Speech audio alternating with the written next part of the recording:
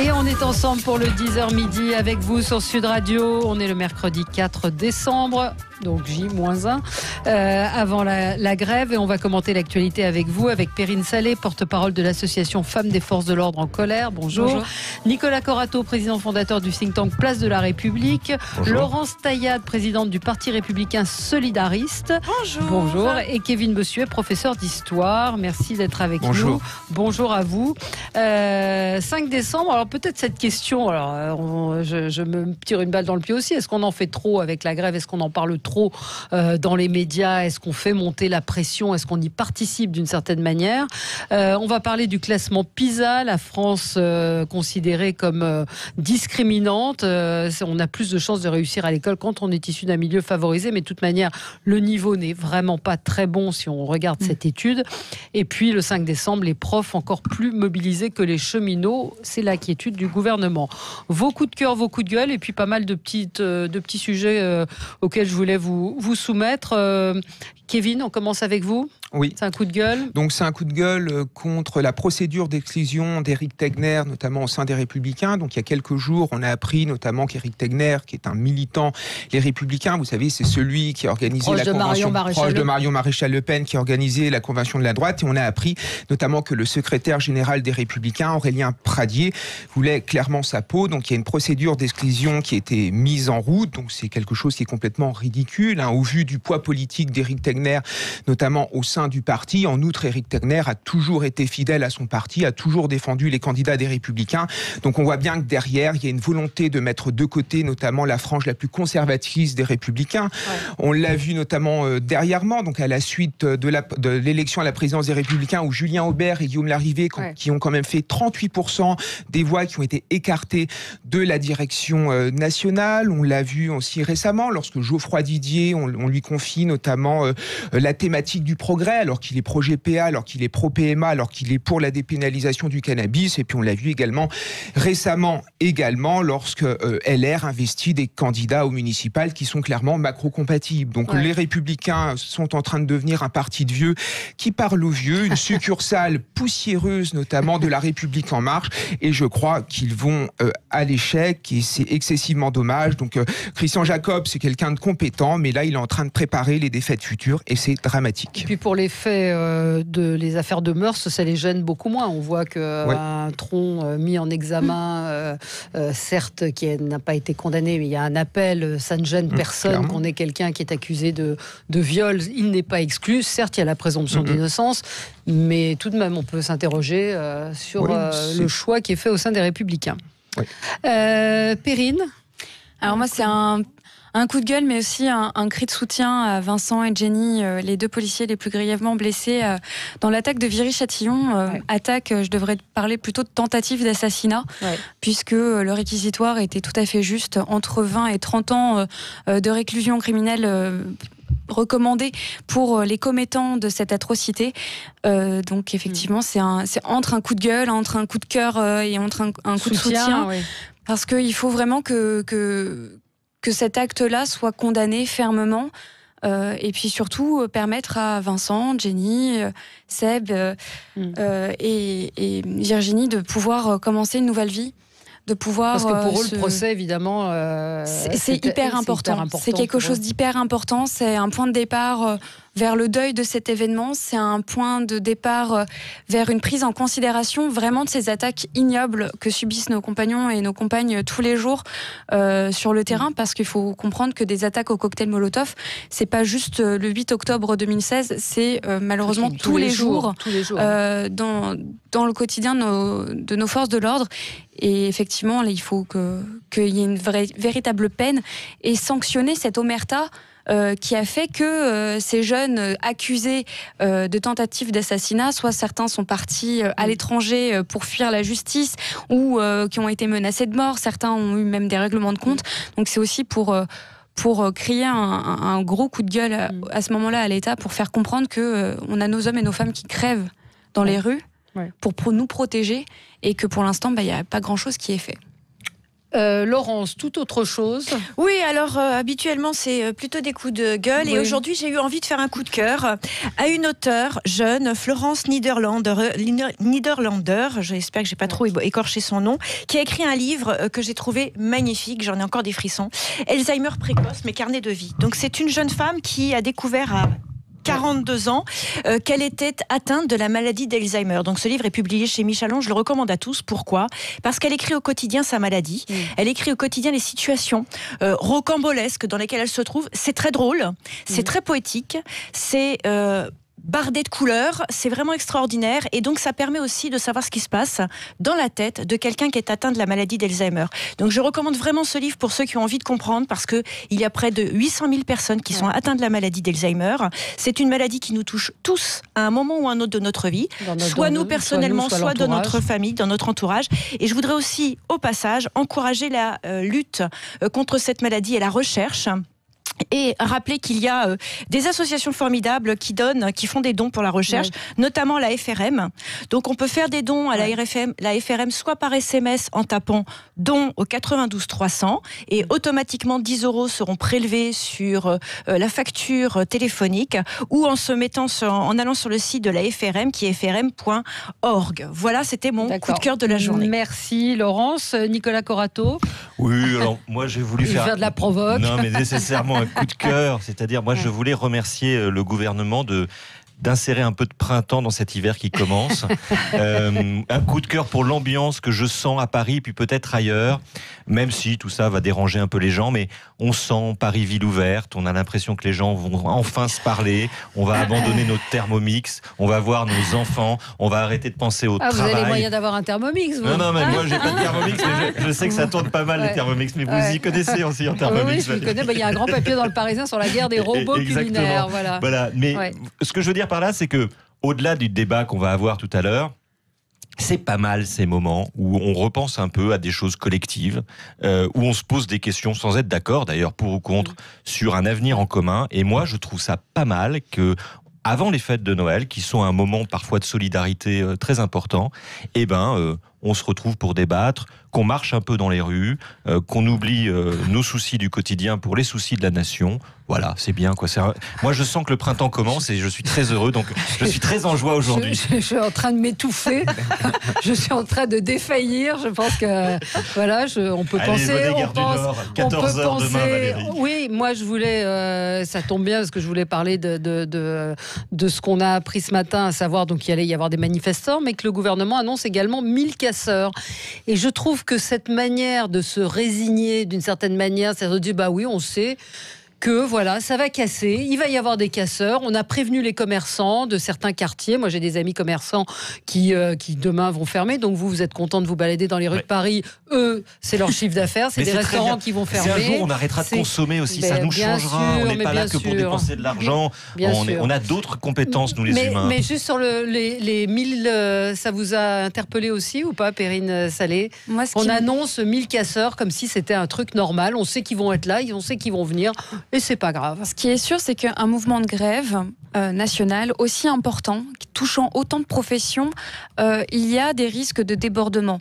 Ça, c'est connu, c'est reconnu, c'est le cas pour les 1er mai, c'est le cas pour d'autres manifestations. Il faut comprendre que avertir les commerçants qu'il peut y avoir de la casse, c'est quelque chose de courant. Ouais. C'est quelque chose qui se fait régulièrement par nos forces de l'ordre. De dire on estime à peu près qu'il y aura 1000 à 2000 casseurs. Ça a été fait aussi lors des manifestations Gilets jaunes. Pour moi, ça ne me choque pas particulièrement. Mais le point qui me dérange le plus, c'est un petit peu donner dans l'esprit de nos concitoyens français l'idée que nos forces de l'ordre ne nous défendent pas alors que pas du tout. Ouais. C'est donner un petit peu un sentiment de peur alors que on a des forces de sécurité qui sont excellentes et qui savent très bien travailler. C'est un petit peu dissuader aussi et doublement nos forces de l'ordre qui ont décidé de faire une grève du zèle, qui ont décidé eux aussi de contester cette réforme des retraites en se focalisant sur les urgences et non pas sur toutes les autres activités, mais de façon restreinte pour justement assurer à tous nos concitoyens un maximum de sécurité, évidemment leur ouvrir leurs portes pour les dépôts de plainte, etc.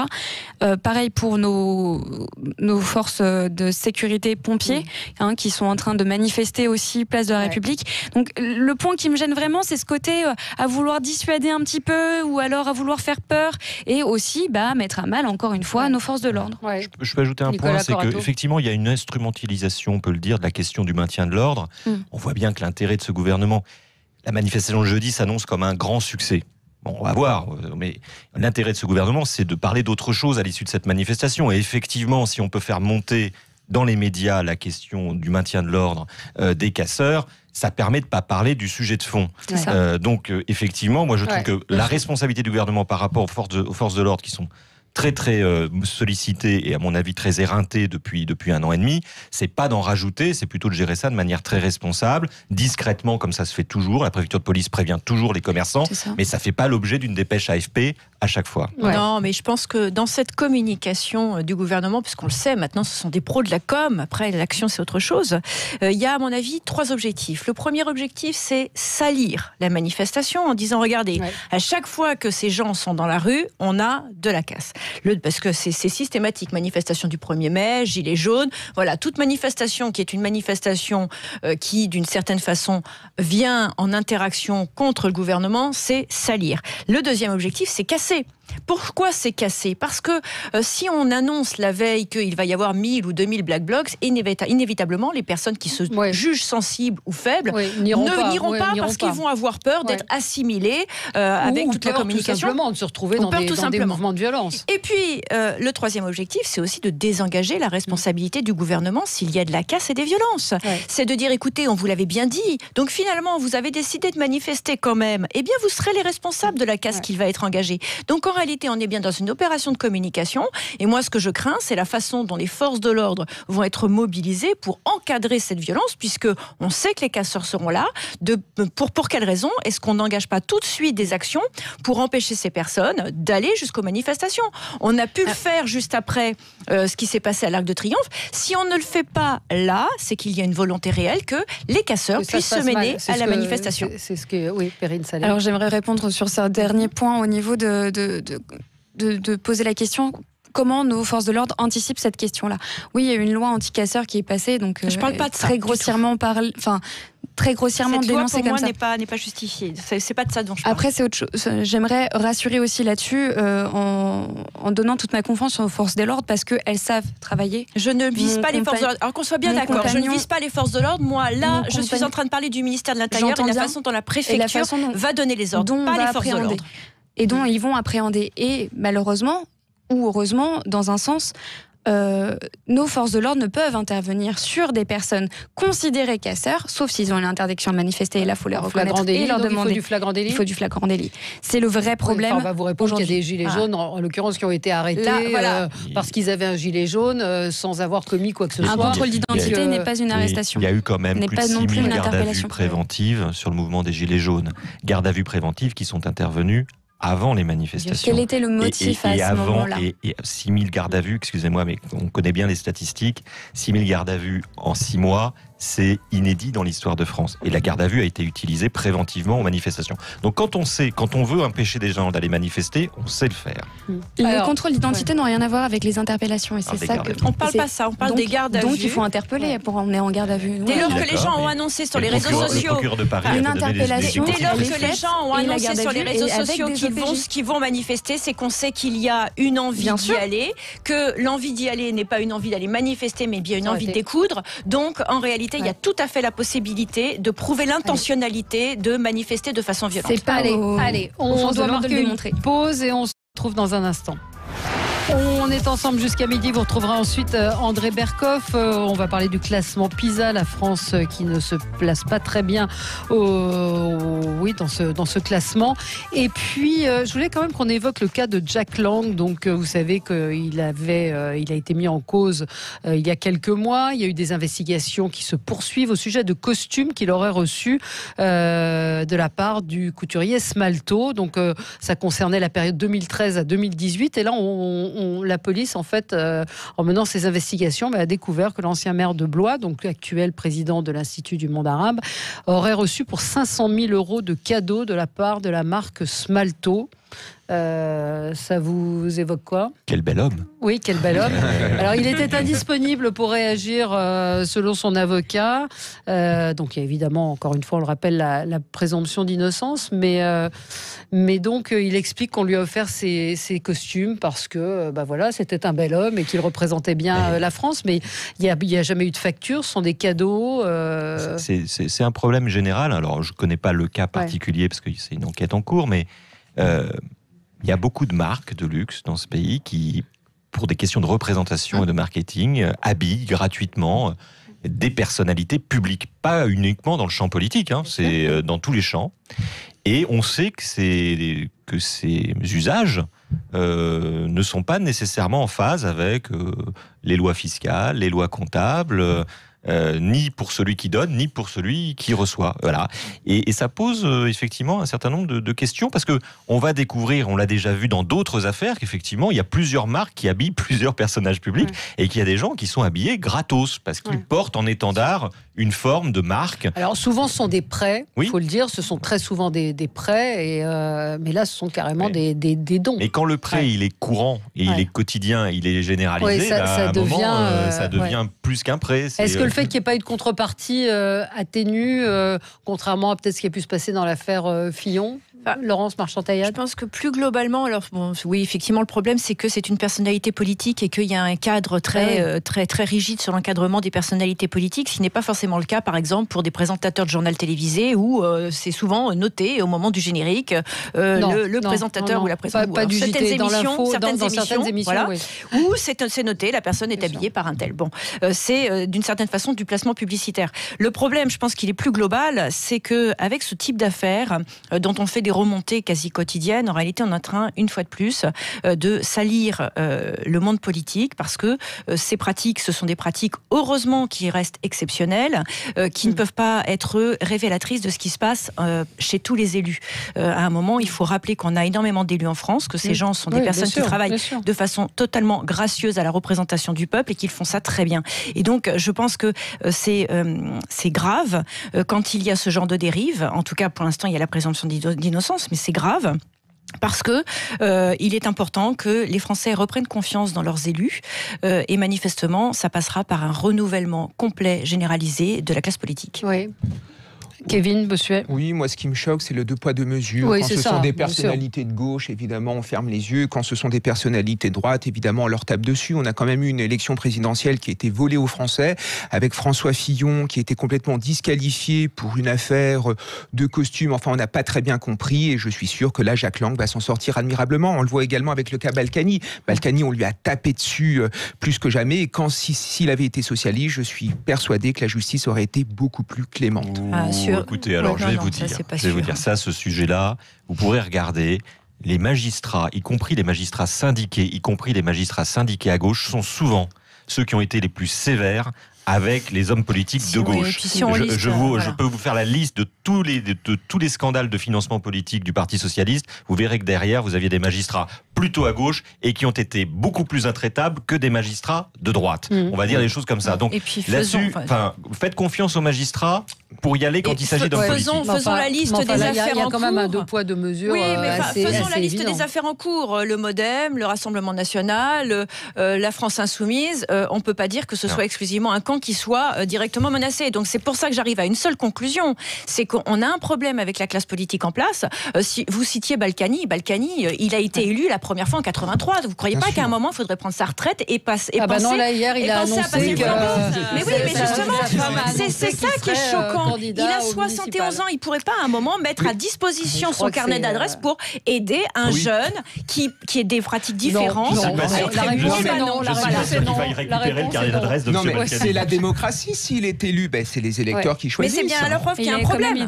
Il avait eu 10 ans d'inéligibilité en première instance. Même s'il a fait appel, il y a quand même un petit coup près qui est d'interdiction. D'accord, mais les électeurs votent pour lui, c'est la démocratie, il faut respecter cela. Mais c'est vrai qu'on en parle assez peu de cette affaire de costume. Alors est-ce que c'était plus grave pour Fillon que ça ne l'est pour Jack Lang ? Est-ce que c'est...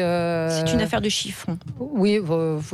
C'est une affaire de chiffon, on peut le voir comme ça, c'est un petit peu plus grave. Un mot sur Balkany qui donc a fait annoncer par la voix de sa femme qu'il souhaitait se représenter aux prochaines municipales. Il serait temps peut-être qu'il se consacre à ses passions autres que la politique et puis qu'il passe la main. Ouais. Moi, j'ai une question, est-ce qu'il va devoir réintégrer dans ses frais de campagne la cantine de la prison? Voilà, c'est un vrai sujet. Perrine Salé, ça vous évoque quoi? Moi, je suis un peu dans une incompréhension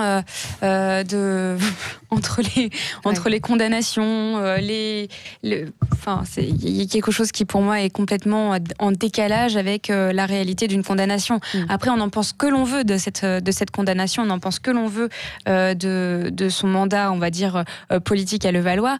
C'est pas du tout le sujet.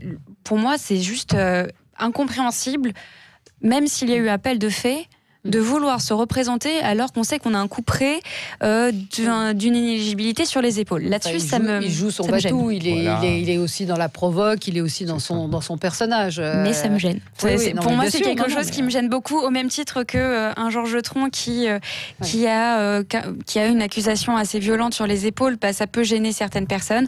Moi aussi, cette condamnation qui se représente avec une représentation après. Merci. On se retrouve dans un instant. Non, on n'a pas du tout fini l'émission, pas du tout. On a encore beaucoup de choses à dire avec la grève, les profs mobilisés. Le ministre de l'Éducation vient d'annoncer que 30% des établissements fonctionneront normalement, mais c'est vrai que les profs sont mobilisés de plus en plus. On parlera du classement PISA et puis de la grève de demain. Tout de suite. Avec vous sur Sud Radio, on va parler des enseignants qui sont mobilisés. On apprend à l'instant que 55% d'enseignants grévistes sont attendus dans les écoles au niveau national, jusqu'à 78% à Paris qui feront grève. Et puis donc 30% des écoles pourront assurer un service minimum. On va parler donc de cette grève, du risque de mobilisation des enseignants. Une question tout de même, est-ce que les médias, on en fait partie, vous allez dire que je me tire une balle dans le pied, mais n'en font pas un petit peu trop quand même? On entend jeudi noir, décembre noir, chaos dans les transports, y aura-t-il des trains à Noël? On fait monter quand même la sauce, très clairement. Hier, je racontais que sur une chaîne d'infos, je voyais un reporter dans une gare en disant pour l'instant pas trop d'angoisse. Non, il était 17h, 16h, évidemment. C'est de bonne guerre, ça a toujours été comme ça. Oui. Enfin, je veux dire, il n'y a pas une exception pour ce mouvement-là. Et par ailleurs, est-ce que ça renforce la mobilisation, à votre avis? Je ne suis pas certain. Ça crée un débat public, parfois sur des petits bouts d'ailleurs. Le service minimum, je ne suis pas sûr que ce soit le fond du problème. Voilà. Mais ça permet de créer le débat public. Mais je ne pense pas que ça mobilise plus. Aujourd'hui, en tout cas, ce qui mobilise le plus, c'est la convergence d'un certain nombre de colères de manière très disparate, de gens qui n'ont pas vraiment de points en commun, à part d'être confrontés au dogmatisme du gouvernement sur cette réforme. Kevin? Non, tout simplement, les médias ne créent pas le mouvement, ils accompagnent le mouvement. Il y a véritablement à la base une colère qui est très très très importante. D'ailleurs, à la SNCF et la RATP, c'est bien la base qui a voulu faire grève. C'est exactement la même chose chez les enseignants. Par contre, la difficulté des médias, c'est de trouver des interlocuteurs, puisqu'on se rend bien compte qu'il y a une délégitimation, notamment des syndicats, et que ces syndicats ne représentent plus la base. Elle est là aujourd'hui, la situation, et c'est pour ça qu'il y a un risque de dérapage important. Oui. Je pense que les médias en font trop sur la question de la forme que ça va prendre. C'est-à-dire, est-ce qu'il y aura du monde dans les rues, etc. Et finalement, on débat assez peu du fond, puisque de toute façon, on ne peut pas débattre du fond, étant donné qu'on n'a pas le projet de loi. Donc c'est pour ça que moi j'ai un problème avec cette mobilisation, c'est-à-dire qu'elle part d'une mobilisation contre un texte qui manifestement a été peu débattu, puisqu'un certain nombre de syndicats ont abandonné la table des négociations. Donc voilà, j'ai un vrai problème vis-à-vis de ça. Maintenant, je comprends complètement l'inquiétude de la plupart des personnes vis-à-vis de ce texte. J'en ai moi aussi, et j'ai beaucoup de réserves vis-à-vis de cette réforme que je juge pour l'instant injustifiée et pour laquelle, à mon sens, l'ensemble des personnes qui sont assujetties à des régimes de retraite, quels qu'ils soient, de toute façon seront perdants, et en premier lieu les femmes. Donc, pourtant, les Français sont plutôt favorables à cette réforme. Non, si vous regardez les sondages. Non, alors attention, ils sont favorables à la mise à plat des régimes spéciaux, mais pas la réforme en soi. Pas chez moi, chez les autres, oui, c'est un peu ça quand même. C'est plus compliqué, parce qu'on a un haut-commissaire, Jean-Paul Delevoye, qui a présenté un rapport, pardon Laurence, mais qui est quand même excessivement précis, et depuis 4 mois... Oui, mais enfin qu'on a un peu foutu à la poubelle. Non, pas du tout, parce que depuis 4 mois, il rencontre tous les syndicats en leur disant « ce sera mon rapport ». Et donc les syndicats lisent le rapport et disent « non, ça peut pas être votre rapport ». Il dit « ce sera comme ça, je vais vous expliquer, vous n'avez pas compris ce qu'il y a dans mon rapport ». Ça fait 4 mois qu'il dit aux syndicats « vous n'avez pas compris ». À un moment, ça les énerve un tout petit peu. Donc je pense qu'il y a quand même un sujet sur la méthode du gouvernement et qui explique une grande part du mouvement. Mais je suis tout à fait d'accord avec vous. C'est un mouvement qui vient de la base. Les syndicats ont voulu négocier. Ça leur a été reproché très très vite par la base. Et effectivement, ils sont très largement dépassés par leurs adhérents. Oui, Perrine Salé. Moi, je vais parler d'un domaine pas trop loin des enseignants au final, ou même aussi du milieu hospitalier, mais de la police, des pompiers qui, eux, vont manifester entre guillemets, puisque... mais ils ne font pas grève, ils ne vont pas se joindre... Alors il y a des CRS qui ont déposé les casques. C'est pas de la grève. Les fonctionnaires de police ne peuvent pas faire grève, ils n'ont pas l'autorisation de faire grève, mais c'est un petit peu cette grève du zèle. Donc c'est effectivement avoir un geste symbolique, déposer des casques, déposer des armes. Et il faut savoir qu'ils n'étaient pas engagés à ce moment-là. Et il faut bien comprendre aussi qu'il y a une question de message à faire passer au gouvernement à ce moment-là. Mais il y a des choses qui sont quand même très précises dans le plan de grève qui génèrent cette colère au sein des fonctionnaires de police et pompiers, parce que notamment on parle de conserver pour la police le côté un petit peu dangerosité du métier, mais par contre qui n'est absolument pas reconnu pour les pompiers. En parallèle, la police perd certains droits, notamment la possibilité de partir potentiellement plus tôt à la retraite. Imaginez effectivement un CRS à 64 ans. Là, on parle d'un rapport, on ne parle pas d'un projet de loi. Donc on ne peut pas dire ça va être le projet de loi puisqu'on ne le sait pas. Moi je ne suis pas en train de défendre. Laurence, on nous annonce un projet de loi pour janvier. Oui, non, mais d'accord, mais on sait très bien que politiquement le gouvernement est dans l'incapacité d'agir. Soit ils reculent et dans ce cas-là ils perdent toute crédibilité, soit ils avancent et ils perdent les élections municipales. Donc politiquement il se passera rien. Et je rappelle qu'en 1995, il n'y avait pas non plus une réforme qui était toute écrite et les gens ont fait grève, notamment parce qu'il y a eu un discours d'Alain Juppé qui a mal pris dans l'opinion publique. Et puis on connaît quand même la philosophie de cette réforme. On sait que ça va être une retraite par points. Je ne suis pas en train de défendre cette réforme. Je suis juste en train de dire que la grève préventive, pour moi, c'est une difficulté à accepter. Voilà. Ce gouvernement nous a habitués quand même à faire passer les lois par ordonnance très vite et à ne pas laisser beaucoup de place pour le débat public. Donc je comprends à un moment qu'on anticipe aussi les mouvements sociaux. Et là, il faut comprendre aussi que comme des syndicats ne sont pas forcément, n'arrivent pas forcément à passer un certain message, mais ce sont les gens de la base qui vont dans les rues et qui vont essayer de faire entendre leur colère à ce moment-là. Mais il faut comprendre aussi, et je le vois dans ce milieu, police, gendarmerie, pompiers, etc., dans lequel je suis le plus proche, où au final, c'est un élément déclencheur pour faire passer une colère qui est beaucoup plus profonde que le simple fait. La réforme on a Patrice en ligne avec nous. Bonjour Patrice. Oui, bonjour. Vous nous appelez de Pau. Oui, j'appelle de Pau. Alors, est-ce que vous ferez grève, vous, demain ? Je fais grève, oui, je fais grève parce que je suis plus dans le monde du travail, j'ai été gendarme durant 30 ans. Ouais. Et mais je suis quand même solidaire. Pardon ? Vous êtes solidaire, en fait, c'est ça vous... Je suis surtout déterminé à changer la société telle qu'on nous la propose aujourd'hui. Et on parle de ci, de là, de colère, etc. Mais entendez, les injustices n'ont jamais été aussi grandes dans tous les domaines. Et moi, j'ai beaucoup d'amis aux poubelles. Je pense à mes amis des poubelles de Pau. Je pense à mes amis ouvriers dans l'aéronautique à Tarbes. Je pense à tous ces gens-là. Mais ils n'arrivent plus à vivre correctement de leur salaire. Et c'est ça le fond du problème, en fait. On parle de grève. Pourquoi on fait grève ? Attendez, il y a une communication éhontée des médias qui font monter la pression pour dire que les grévistes, au final, c'est des feignants et des privilégiés. Moi, ça me scandalise d'entendre ce genre de choses. Moi, je l'ai pas entendu comme ça, mais c'est vrai qu'on a des auditeurs qui nous disent ça. Est-ce que les grévistes ne sont pas des Français ? C'est Vincent, je crois, qui disait ça tout à l'heure. J'ai pas entendu, moi, d'opposition entre... C'est ce que le gouvernement a voulu laisser penser. C'est-à-dire qu'ils ont fait penser que c'était une grève de privilégiés contre une réforme de leur leurs régimes spéciaux. Donc manifestement, c'est pas du tout le cas. C'est une agrégation de mécontentements diverses et variés. Mais à la base, on a bien un appel pour protéger les régimes spéciaux, notamment de la RATP et de la SNCF. Les sondages sont assez clairs. Maintenant, ce monsieur a raison sur une chose. Voilà, maintenant, ce monsieur a raison sur quelque chose. C'est qu'on a quand même une augmentation de 400 000 personnes qui vivent aujourd'hui sous le seuil de pauvreté. On a 9 millions de pauvres dans un pays qui est extrêmement riche. Et quand on regarde les personnes qui ont bénéficié des mesures qui ont été prises depuis le début du mouvement des Gilets jaunes, on se rend compte que ce sont les plus riches qui en ont bénéficié, les classes moyennes, mais par contre que les classes populaires, celles qui sont et qui ont toujours été dans la rue depuis un an, n'ont absolument pas profité de ces mesures. Donc le mécontentement, il est massif et il est justifié. Merci en tout cas à Patrice de son appel. Je voudrais qu'on change de sujet, qu'on passe au classement PISA. Donc en France, est-ce qu'on a plus de chances de réussir à l'école quand on est issu d'un milieu favorisé? La France a un score de 493 points. Elle se situe légèrement au-dessus de la moyenne des 36 pays de l'OCDE en lecture, en mathématiques et en sciences.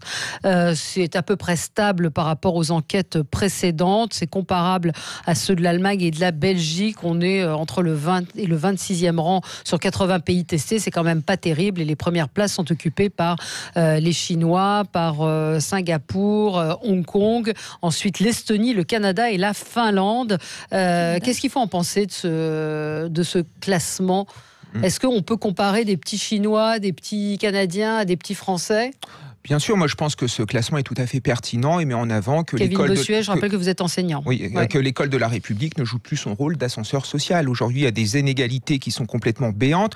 Vous voyez par exemple en 2012, sur 80% des jeunes qui ont eu le baccalauréat, il y a seulement 40% des fils d'ouvriers qualifiés. Et plus vous montez notamment à l'université, et plus vous voyez qu'il y a une rarification notamment des milieux sociaux d'origine populaire. Donc l'école ne joue plus son rôle, et je crois qu'il faut le dire, c'est devenu un instrument entre les mains des bourgeoisies, c'est devenu un instrument de la reproduction sociale, et les classes populaires n'y croient même plus. Ils savent très bien qu'ils n'ont pas la même chance que les autres. La faute à qui ? Est-ce que c'est pas un peu simpliste de dire tout ça ?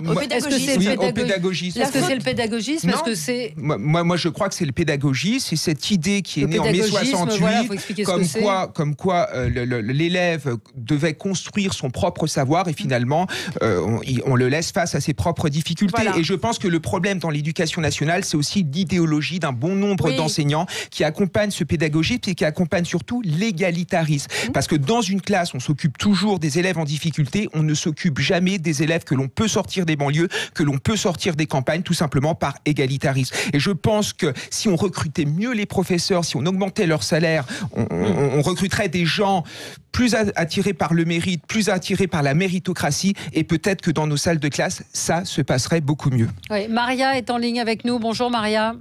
Oui, bonjour. Vous vouliez réagir ? Oui, bien sûr, bien sûr. On parle beaucoup d'inégalités dans le milieu scolaire. Bien sûr qu'il y en aura de plus en plus, mais quoi qu'il en soit, il y a aussi les élèves de milieux favorisés échouent aussi, et il faut le dire. Il faut avoir le courage de le dire. Ils échouent. Ils échouent pourquoi ?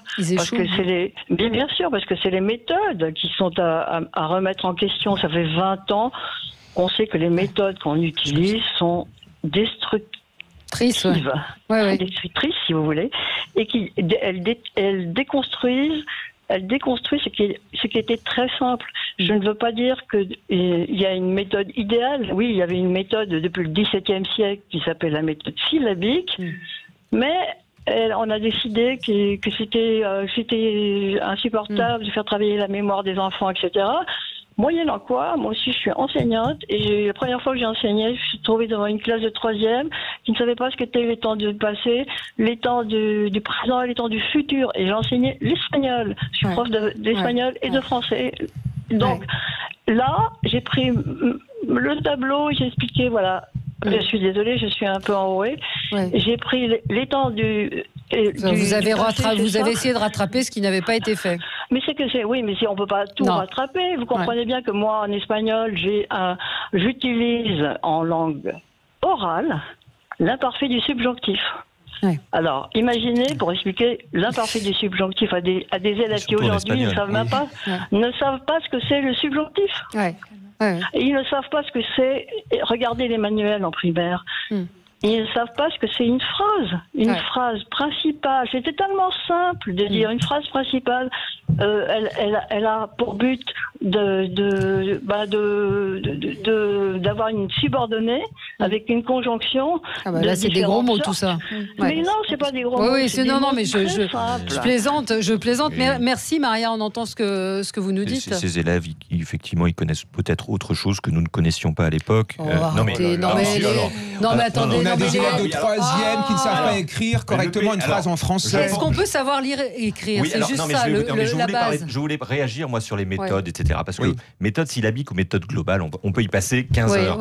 Moi, ce que je remarque, c'est que vous prenez des enfants, on va peut-être tomber d'accord, de milieux favorisés, méthode syllabique ou méthode globale, ils s'en sortent.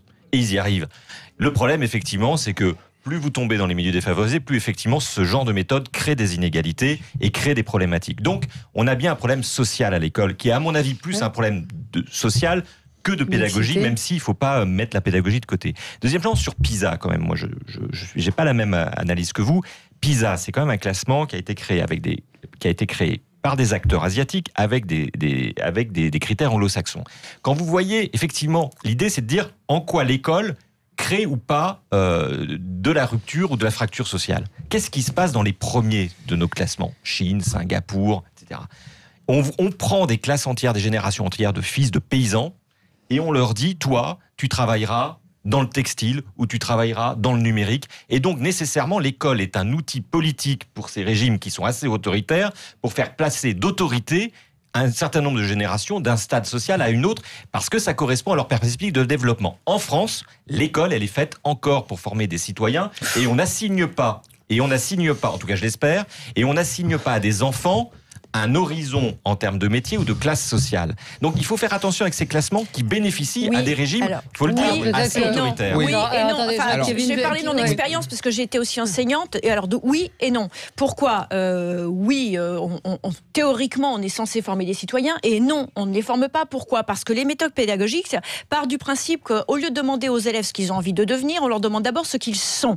Et donc dès lors que l'on considère que l'objectif de l'éducation nationale, c'est finalement de s'appuyer sur des savoir-faire et des savoir-être plutôt que sur le transfert de connaissances, là effectivement on a un problème, notamment avec la remise en question aussi du statut de l'enseignant qui est théoriquement le premier aspect du respect de l'autorité. Ça c'est la première chose. La deuxième chose, c'est qu'il y a quand même eu un constat il y a quelques jours dans les médias qui expliquait que la fac de Nanterre était obligée de dispenser des cours de français aux élèves de première année de licence qui étaient incapables d'écrire une phrase en français.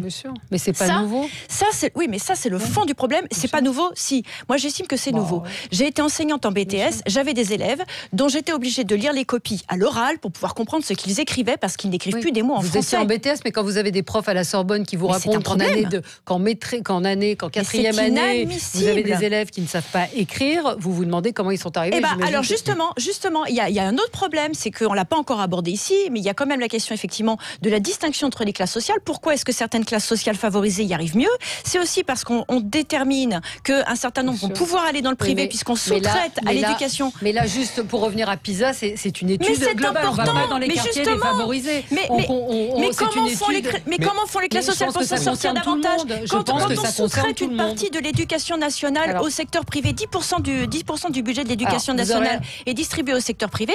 Inévitablement, ceux qui en ont les moyens vont mettre leurs enfants dans l'école privée. Donc tous les enfants, c'est un échelon, c'est un échantillonnage. Donc là, on n'a pas pris les enfants défavorisés, on a pris tous les enfants, un échantillon représentatif. Ça veut dire qu'il y a un problème aujourd'hui à tous les niveaux et pas que de la discrimination, me semble-t-il. Et la fracture est territoriale plus que sociale. Allez, on y revient dans un instant. Avec vous sur Sud Radio jusqu'à midi, on parle du classement PISA en France. Visiblement, on a un niveau qui est relativement moyen selon cette étude. On réagit à cela et on a Sylvie, on a une auditrice en ligne avec nous. Bonjour. Oui, bonjour à toute l'équipe. Alors moi, juste un petit mot déjà par rapport à la fac, mais après je viendrai sur le secondaire. Moi, j'ai 3 enfants, donc 40, 33 et 17 ans. Donc moi, j'ai vu des profs de fac qui savaient pas aligner une phrase sans faire des fautes d'orthographe. Déjà pour commencer.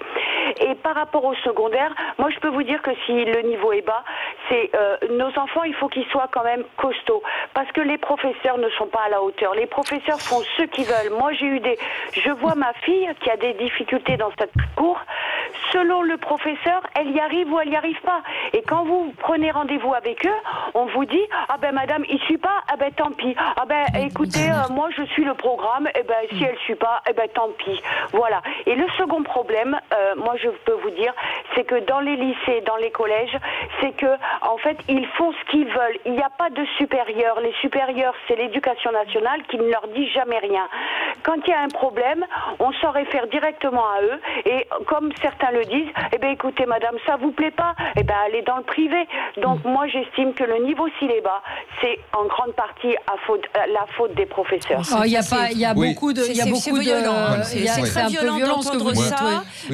Faut rappeler que les enseignants. Attendez, Laurence, tout le monde n'a pas parlé. Kevin. Je crois qu'il ne faut pas être caricatural. Il y a évidemment des professeurs qui ne tiennent pas la route. Après, la majorité des professeurs tient évidemment la route. Donc ne soyons pas caricatural. Moi, je pense que le problème, c'est un problème de fracture territoriale. En fait, on se rend compte que dans les établissements des quartiers aisés, ça se passe plutôt bien. Il n'y a pas une très grande différence entre les différents pays. Et là, le problème où ça se creuse, c'est en effet dans les établissements, soit dans le rural profond, ou alors dans les établissements de banlieue. Et il y a quelque chose qu'il faut mettre en avant, c'est la violence. C'est le fait que dans les établissements de banlieue, par exemple, beaucoup de professeurs ne peuvent pas faire cours correctement parce que une heure de cours, ça se transforme en une scène d'humiliation pour l'enseignant, ou ça se transforme en des bavardages intempestifs, ou alors en des attaques physiques ou des attaques verbales en permanence. Donc on ne peut plus faire cours dans ces établissements. Et puis, je crois qu'aussi l'institution a intériorisé le fait, par exemple, qu'en Seine-Saint-Denis, on faisait des ouvriers, qu'au centre de Paris, on faisait tout à fait des cadres. Et je pense que les professeurs, avec l'idéologie qui est majoritaire chez eux, accompagnent ce mouvement. Et les grands sacrifiés de notre système, c'est les gamins d'origine populaire qui aimeraient connaître une ascension sociale et on ne leur permet plus de l'obtenir. Il est là le problème. Il y a un article dans l'Express qui paraît aujourd'hui sur deux lycées de Seine-Saint-Denis, encore une fois, où visiblement, alors c'est un climat particulier, puisque la plupart des enseignants acceptent que les jeunes filles soient voilées. Le professeur qui surveillait une épreuve raconte que des élèves refusaient d'humidifier la partie collante sous prétexte que la colle utilisée était à base de gélatine de porc. Bref, tout ça pour dire, et c'est ce que disent des enseignants qui répondent sur Twitter, il faut bien qu'ils achètent la paix sociale. Donc il y a aussi ce contexte-là, qui est souligné d'ailleurs par le rapport PISA, qui dit que l'immigration, et en tout cas certains issus de milieux défavorisés, font que là, effectivement, l'égalité des chances n'existe pas. Perrine Salé. Moi, le point qui m'importe, et je rejoins, et c'est là où on ne se comprenait pas tout à l'heure, la question de pédagogie. Parce qu'en fait, on a quand même une très grande chance pour moi en France, c'est que nos universités sont quand même gratuites. Et pourquoi j'évoque ce sujet-là, c'est que, enfin gratuites ou avec très peu de frais par rapport à l'Amérique du Nord ou d'autres pays. J'ai fait une partie de mes études au Canada. Effectivement, là, je devais débourser une année à la fac, c'est 10 000 €. Ça coûte 10 000 € à l'État. Il faut le rappeler. Oui, ça coûte à l'État. Mais aux étudiants, ont cette chance-là. L'impression que c'est gratuit, c'est 10 000 €. Mais les étudiants ont cette chance-là de pouvoir accéder aux universités de façon quand même possible au niveau financier, j'entends. Le point qui est problématique, c'est effectivement cette question d'enseignement. À partir de quel moment on met nos enseignants et où et dans quelles conditions. Là, c'est vrai que c'est toute une autre réflexion qu'il faudrait avoir, et je pense aussi qu'elle est plutôt territoriale, parce qu'effectivement, on essaye, et aussi au niveau de la distinction privée-publique, où au final, quand on a envie de pouvoir réussir, même quand on est professeur, on va en privé, et quand on doit placer ses enfants en privé. Quand on est prof, on passe, que ce soit le privé ou le public, on passe un concours. Donc par contre, effectivement, ce qui est important, sauf qu'aujourd'hui, vous avez, et c'est pas nouveau, des écoles qui mettent des petites annonces sur le Bon Coin pour recruter des profs d'allemand, etc. Non, mais le problème, c'est le recrutement. Mais je voudrais quand même qu'on arrête de taper sur les profs, parce que les profs, ils répondent quand même à des objectifs.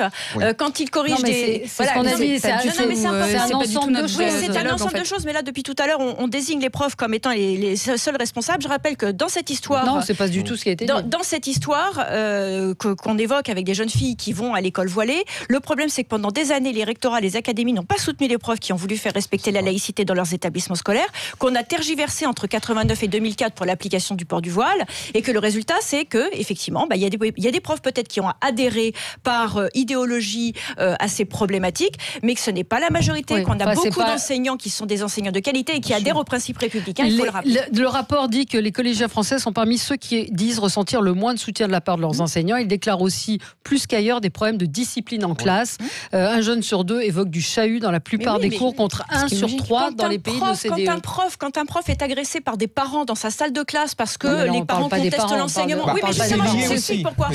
Quand les parents contestent l'enseignement, quand les parents contestent la notation, eh bien à un moment le prof n'est même pas soutenu par ses supérieurs hiérarchiques. Donc inévitablement il démissionne. Et on tape beaucoup sur les professeurs, mais je crois qu'il faut taper aussi sur les parents qui ne jouent souvent pas leur rôle. On reçoit des gamins qui ne sont pas éduqués, qui sont très clairement mal élevés, et l'enseignement est alors impossible. Et j'aimerais revenir sur ce qui a été dit. Évidemment que c'est une chance d'aller à l'université, mais le problème, gratuitement, mais le problème, c'est la connaissance du système éducatif. Je veux dire, les gens d'origine populaire ne savent pas où aller, donc ils vont aller à l'université en licence, et tandis que les fils de profs ou encore les fils de bourgeois vont aller dans les classes préparatoires, savent quelles universités il faut choisir, etc., etc. Et le problème est là. Je suis parfaitement d'accord. Je pense qu'une des questions de discrimination, c'est effectivement la connaissance des parcours, le connaissance du fonctionnement de l'éducation nationale, que les dernières réformes de ministre de l'Éducation nationale, notamment sur la réforme du lycée, rendent le système encore plus opaque qu'il ne l'est. Moi, je peux vous dire, on a des discussions avec des profs qui nous disent bon, on va vous expliquer comment ça marche et comment choisir le bon lycée pour qu'il soit dans la matière mathématique. Mais c'est pas le conseiller d'orientation qui va vous le dire. Il faut rentrer dans le système et dans le réseau pour qu'on vous explique où votre enfant pourra aller le mieux. Donc on a créé, on a continué à créer, alors qu'on voulait plus de visibilité, de transparence, des systèmes de plus en plus opaques sur les filières élitistes.